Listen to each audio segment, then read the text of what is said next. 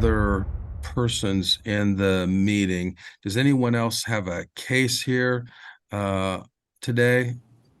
Your Honor, Sherrod Management, that's my credit litigation specialist, OC Sherrod, who I'm allowing to speak if needed. So he's here with me. What do you mean specialist? I guess I'm just not sure. Is he a lawyer? He is part of my counsel. Been Okay, working on with this. do you have counsel in the case? I'm speaking for myself. Okay, so I'm sorry. I'm just trying to understand who is Mr. Yep. Sherrod Management? Can OC speak? Who? Yes, can you His hear me, name's Judge? Yeah. Wait, are you able to hear me? Yes, sir. Wait, hold up. I can't hear you. Hold on. Let me see why. Okay, are you? Can you still hear me? Yes, sir. I don't know why I can't hear you. Hold up. Bear with me. Let me see why I can't hear you. Let me check my microphone for a second.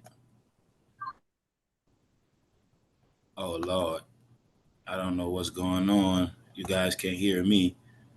I can Let hear me you. see. Yeah, we can hear Oh, you, OC. okay, there we go. There we go. Yeah, something was wrong with my speaker. That's I had to get it off the speaker and put it on the laptop. Okay. Okay, now yeah. Yes, how you doing, Judge? I'm well. How are you? I'm awesome, awesome, awesome. I'm just in representation here with Miss Amber Williams. No, I'm not a lawyer or anything like that. I'm just a accredited and litigation specialist.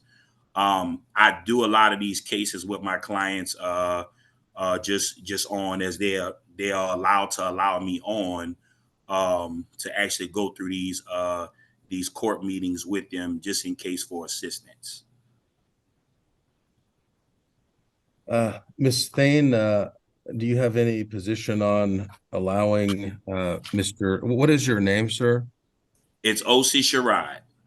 I've been on the previous three calls as well. With this makes the fourth one, which Miss Shipman, the last few times allowed myself to be on, but I didn't have to say too much in particular at this time. Which this time I may not have to say anything as well. But I'm just here as a support for Miss Amber Williams in the event that she would like me to speak on her behalf. Ms. Thane? Well, if Miss Shipman allowed it, then I have no problem with that, no objection. Okay. All right. We are here on a previously filed, and let me call the case formally. We're on the record in Capital One NA versus Amber Williams. The case number is Butler County 23 LM 442. Capital One appears by and through Nicole Thane. Ms. Williams appears in person and pro se.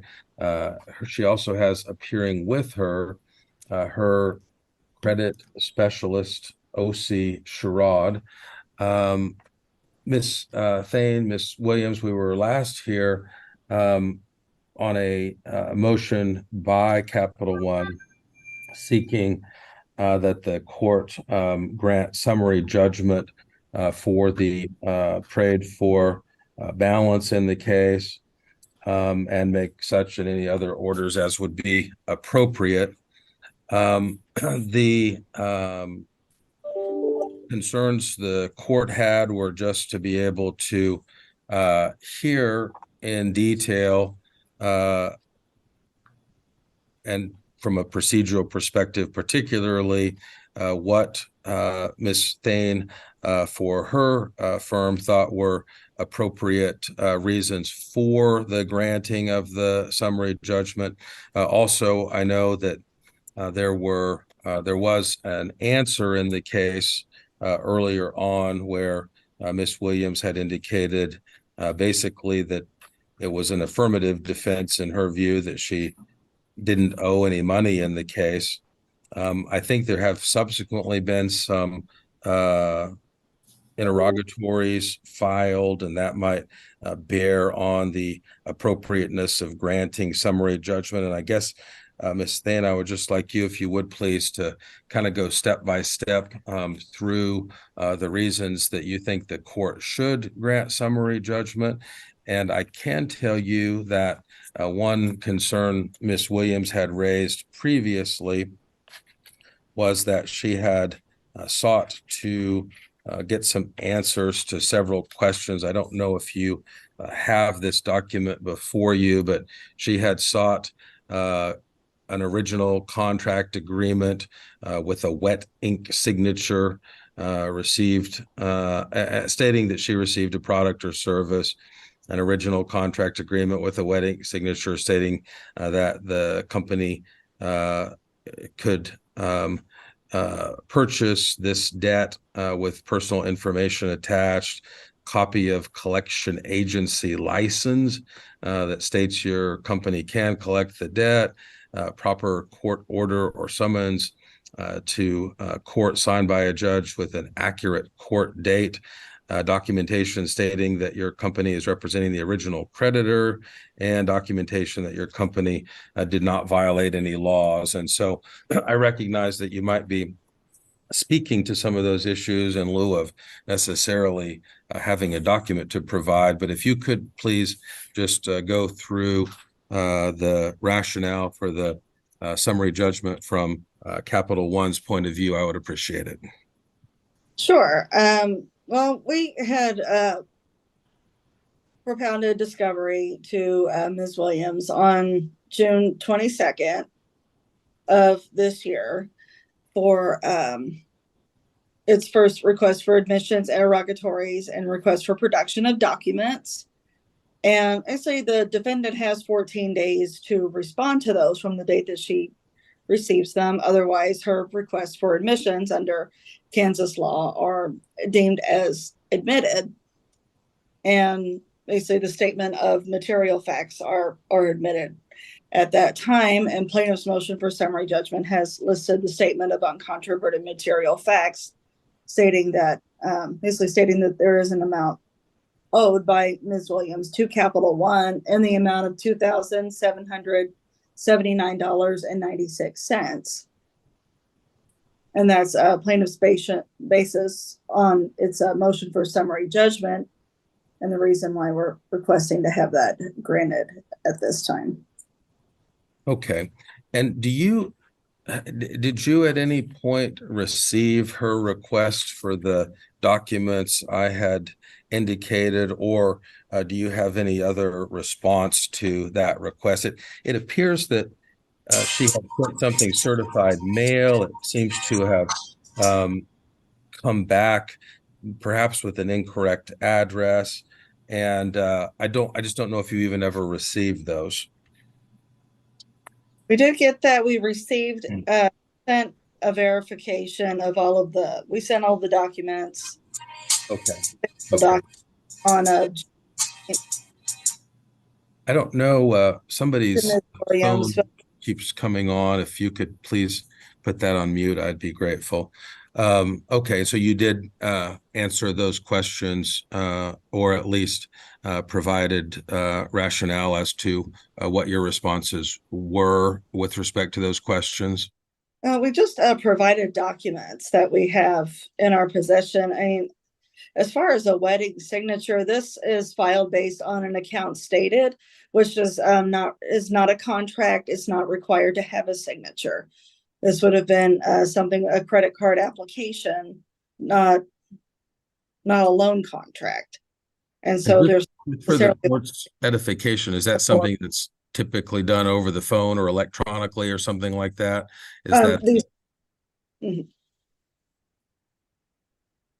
Go ahead. I'm sorry. Yes. And anymore, yes. Most of the time they're electronic. Okay. All right. Did you have anything else you wanted to add on the question of whether the court should grant your summary judgment motion? Not on the summary judgment, but in response to her other inquiries. It's not a purchase debt, so there's no debt buyer involved. Blitt Gains, we're the attorney for Capital One, and we're authorized to, as debt collectors, to collect debt in the states that we're licensed in. So that's all that I have on that. All And right. this Thank you. plaintiff does request that summary judgment be granted. Okay. Thank you, Ms. Thane. Ms. Williams, what is your position on the summary judgment motion question? Okay, well, Your Honor, I'm here today because I don't owe the balance. I spoke with the original creditors, Capital One, on October 23rd. They said the balance had been satisfied and paid in full. I'm asking for this case to be thrown out because on terms of identity theft on the form of fraud, last time I came here, Ms. Shipman said that they are the attorneys for Blitt and Gains. I asked Capital One, they don't work with third-party attorneys. And the first thing was I also had sent them 3 professional letters before anything, asking them to send a contract over showing that the wet ink signature. And then I also, for the identity theft and fraud, there wasn't a contract saying they could purchase my information. And I know in the state of Kansas, you can't have somebody's information without their consent and then come back and try to charge them to profit after me. So I've spoken to Capital One a couple times, but the last time was October 23rd when we had the last case to confirm that I don't owe the balance. They said it was sold to Blitt and Gains, and Ms. Shipman said last time that they are the lawyers for Blitt and Gains. They are not the lawyers for Capital One. Capital One does no longer, they are the original creditors, not Blitt and Gains, and I have not purchase a product or service from Blitt and Gains. I don't even know who they are. And Your Honor, also, I'm here because I'm fighting this because I have had my identity stolen before 5 years ago. And I'm just now just getting back on my knees, like fixing things. So this was very alarming to me. I don't even know who Blitt and Gains is. I've never done business with them. The original creditor is Capital One. I have the guy's name, Jamal, and his ID from Capital One if you would like to call the 1-800 number and speak to him. Okay. Ms. Thane, do you have anything by way of response to Ms. Williams? Okay, yes. Blitt and Gains is a law firm. I work, Ms. Shipman works for Blitt and Gains. Blitt and Gains represents Capital One. Capital One filed the lawsuit. Blitt and Gains filed the lawsuit on behalf of Blitt and Gains. Blitt and Gains does not buy debt. And I mean, and we requested all of the information she gave, she should have answered in discovery. Discovery was not answered. And therefore, plaintiff is entitled to summary judgment today.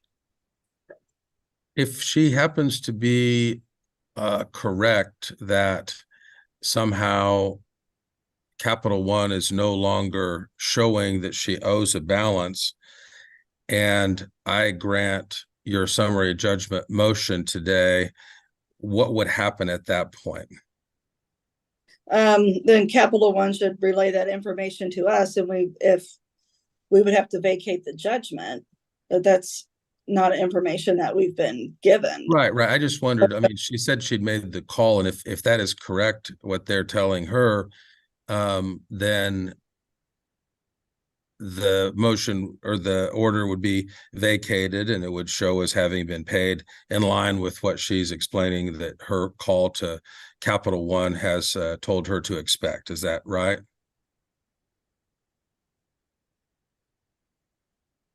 And if it's been paid.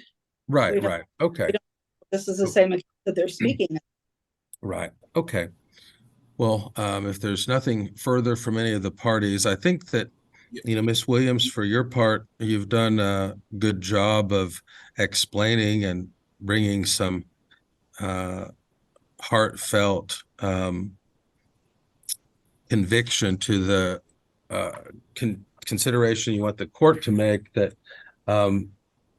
you don't believe you owe this debt, and you have some challenges with some of the methodology that had been at issue. And at the same time, when you receive the interrogatories, yes? Can I have OC say something on my behalf also? Am I able to have him say something? Because That's fine. okay, OC. Hey, how you doing, Your Honor? I'm good. Awesome. So one of the things that and I definitely understand what Miss Thane is saying on her end, And what I just basically really think it is, because I've been on the phone with Miss Williams the last 2 times. We called Capital One together, and she allowed me to speak with them on her behalf to the gentleman we spoke to, and we spoke to a young lady before then. And what Ms. Thang is basically saying is that Capital One filed the lawsuit. So the thing is, what my thing is, if they actually were the ones who filed the lawsuit, and once we called them and the balance was satisfied between Amber Williams and Capital One. So even if she actually would owe the debt to Capital One, not actual Blitt and Gains, but Blitt and Gains is actually, since they saying that they are the lawyers for Capital One, Judge, and you can correct me if I'm wrong, an actual law firm that's representing the client, which is Capital One, they would not be the one actually collecting the debt. Blitt and Gains is the one that's asking Miss Williams to pay the debt directly to them, versus the debt should be paid directly to Capital One. And the debt to Capital One was satisfied. Now, the reason why Capital One did not notify Blitt and Gains is because Blitt and Gains is not actually a lawyer representing, their firm is not representing Capital One. Capital One has their Fortune 500 company, so they have a real, I forget the name of the law firm that actually supports them, but you can Google it. It's public record, but it's not Blitt and Gains. Blitt and Gains actually purchased the debt from Capital One in lieu of trying to collect for their own benefit. Because if you're representing somebody, if I'm a lawyer, I can't take money from the actual person who owe the person I'm representing. So basically what I'm saying is Blitt and Gains, based on the reactions that they have had with Miss Amber Williams, all of the paperwork that I have seen, it's actually them trying to collect debt for Blitt and Gains. They're not trying to collect the debt for Capital One, because if that's the case, Amber, as she already did, has satisfied directly with Capital One. So, and Capital One is not going to notify Blitt and Gains of that, because they're actually not the representatives of them. If so, then what we were asking them in some of the paperwork that she sent them is for, what she has the right to do so, is ask Blitt and Gains to show the actual paperwork where you guys are actually representing Capital One directly. And if you guys are, on the 3 occasions that we spoke to them, the last guy, Mr. Jamal, wouldn't have told us, and he was a manager that works in the office. He would have not told us that Blitt and Gains, and he clearly told us that Blitt and Gains is not representing them. But they did sell the debt to them, but they are not representing them as as their lawyers. And that's why we got his information. So if we have to call him, put him out, and he can actually say that either a typical manager or supervisor from Capital One will be able to tell you that as well. Right. Anything you'd like to say, Ms. Thane? Yes. The evidence that we represent Capital One is in the petition. Again, Blitt and Gains are not debt buyers. We did not purchase this debt. Capital One hired us to, yes, collect on the debt. And if we can't collect on the debt, they hired us to file suit. And so we filed suit as evidenced by the petition. And this has been researched. The dispute and fraud claims have been put in a number of times on this case. And each time Capital One comes back to us and says, no, that this claim is denied. There's been a history of payments on the account, that there's no evidence of fraud here or dispute. And again, is this fraud or did she pay it? I mean, I'm hearing conflicting things here. We didn't receive any discovery back from her, and Mr. Sherrod is not an attorney, so it doesn't sound like he knows how this works either. Well, he might be experienced in the area, but I think that the important thing is he had a concern about the relationship with Blitt and Gains to any prospective collections or to any debt, and you as an officer of the court have explained that you're serving in a representative capacity for Capital One. I think that the primary bottom line thought that this court has is that Ms. Williams, you've like I said, done a good job of presenting your concerns. I do understand where Ms. Thane's coming from in terms of feeling like a couple of the things you said are a little bit in tension, but in any event, I think you have sought help from a knowledgeable person. But at the end of the day, you were sent interrogatories, which have the effect of serving as an admission to various aspects of the case, including not objecting to the debt in question. I am going to grant summary judgment. I am going to grant summary judgment in the amount of $2,779.96. I would like you, Ms. Thane, to please include a sentence that if you receive after the fact word from Capital One that this debt is indeed already fully satisfied, a motion to vacate the judgment will be filed. I think that would speak to Ms. Williams and Mr. Sherrard's concern that Jamal had indicated that to them, and we'd be a step ahead of the game if that comes your way, if that's just included in the original journal entry. Okay, will do. All right. Thank you very much. And if there's nothing further, we will be in recess. Thank you. Thank you. And last thing, Your Honor.